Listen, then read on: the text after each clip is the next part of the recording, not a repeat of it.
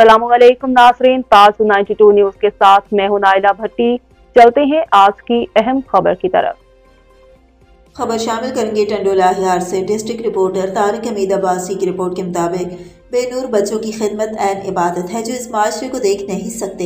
इन बच्चों से मिलकर दिल को खुशी महसूस हुई है। अल्लाह ने इन बच्चों में जो महारत बख्शी है वो अल्लाह का इन बच्चों और वालिदैन पर बड़ा का इनाम है।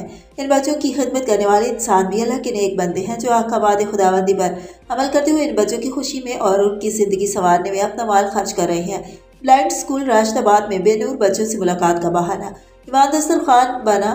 हम टंडोला हियार में रहते हुए ऐसे बच्चों की खिदमत करने से कासिर थे। इन बच्चों का टैलेंट देखकर दिल बाग बाग हो गया। इमाम दस्तरखान की टीम की जानिब से बेनूर बच्चों में एक वक्त के खाने का सिलसिला अल्लाह व रसूल की खुशनुदी के बराबर है। अल्लाह इस टीम से अपने बेनूर बच्चों की खिदमत का काम लेकर उन्हें हकीकी इबादत करने का मौका फराहम किया है।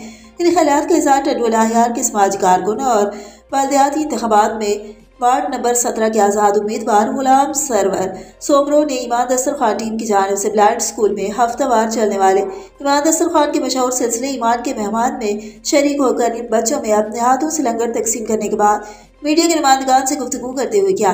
उन्होंने मज़ीद कहा कि नेकी करना बहुत मुश्किल काम है। जो अल्लाह के नेक बंदे इस काम में महव हैं वो हकीकी मानों में हकीकी इबादत का फ़र्ज अदा कर रहे हैं। उनका मज़ीद कहना था कि टंडोला हियार के मुखय्यर हज़रात इस नेकी के काम इमाम दस्तरखान की टीम का हिस्सा बनकर इन बच्चों की खिदमत कर सकते हैं। यही हकीकी इबादत है।